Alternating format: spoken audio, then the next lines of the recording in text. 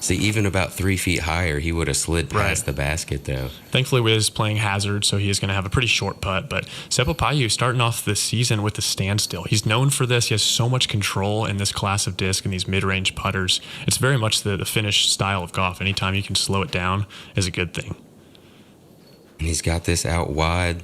The OB is a little shorter over on that side, and that's about his first birdie. Right, that's a great way to start it. And it's going back to Garrett too. Is it sometimes it feels nice to maybe you did go out of bounds, but you're in a spot where immediately those scramble kind of juices get flowing a little bit. You're ready to keep rolling. And this one actually has a new tee pad as well. It's moved back and towards the left, so it kind of you'll see that pretty consistently. As now this course has a lot more gaps off the tee. This looks great out of Seppo, pushing it real high. Oh, and crosses chain. Downhill with the out of bounds behind. So much going on there. Great putt there from Dickerson. Yeah, 2 for 2. That's the way you want to start it, especially on this more attackable course.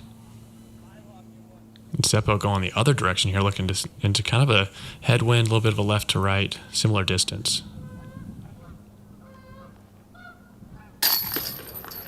Not allowing those geese to bother him at all.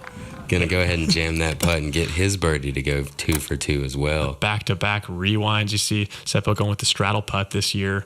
Done a lot of different putts over the years, but I mean that is working, especially into the headwind, getting the nose up perfectly and then gliding right in. So kind of making that a hole where you can really attack and get so much off the tee, making it a little bit more squirrely once you get out this gap.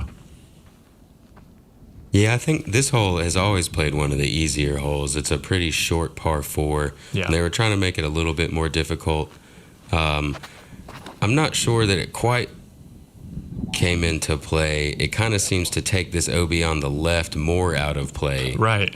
It kind of forces you to use that space on the right. With where the tee pad is now. So with no out of bounds kind of in the middle of the fairway, it really just says, hey. Sure, but he's got a great putt, so he does have a chance for a birdie.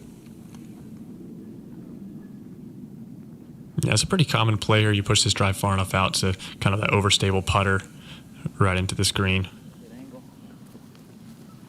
That's perfect from Seppo. Yeah, using that hill. Yeah. He's going to get that confidence.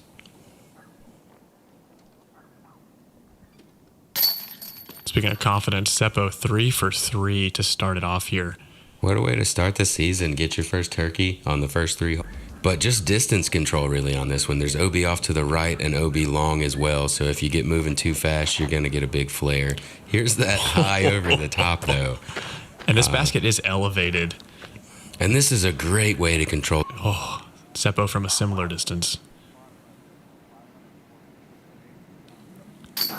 Oh, my gosh. He barely even moved his legs there. I was about to say that was all arm from at least 50 feet. Distance where most players are jump putting. He puts that on hyzer, straddle putt, just knows that point perfectly where it's going to fade back on that raised basket, OB behind. What a fantastic putt. That's fun to watch. I'm going to go back and watch.